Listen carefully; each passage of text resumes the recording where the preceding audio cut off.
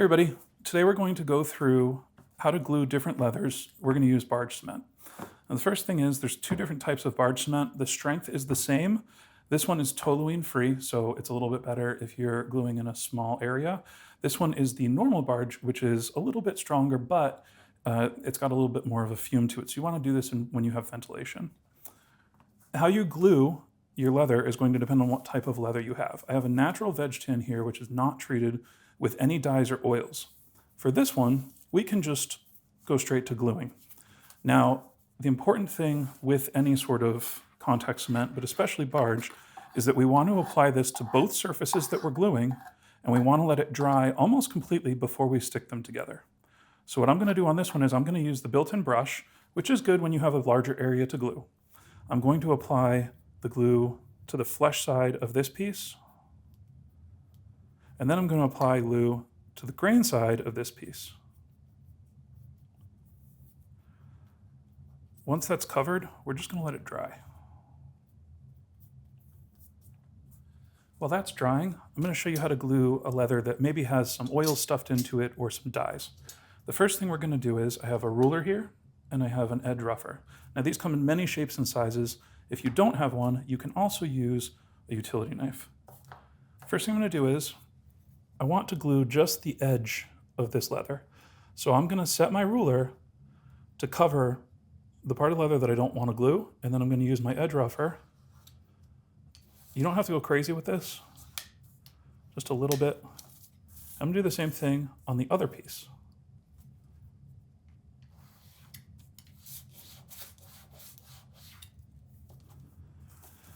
Now, because I need to be a little bit more accurate, I only want to glue up to where we've roughened the edges.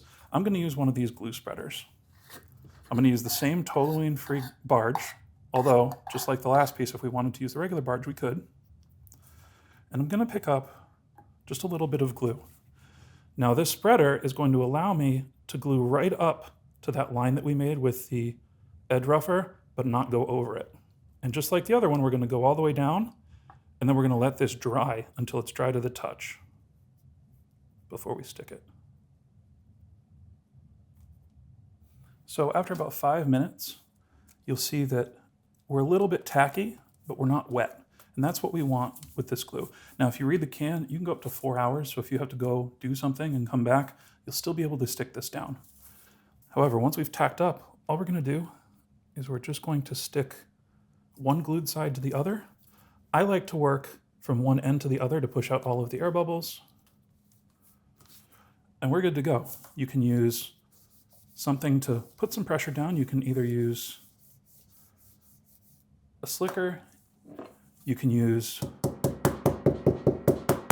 a hammer, or if you have a roller, and we're ready to stitch. Now let's go to our other piece and show you how to glue down the edges of a piece. For the pieces that we only glue the edges of, I'm going to line everything up, and I'm going to do the same thing. I'm going to start at one end, stick it down, and work my way down so that I don't have any wrinkles or bubbles. Now, when I glue just an edge, I like to use just a hammer. And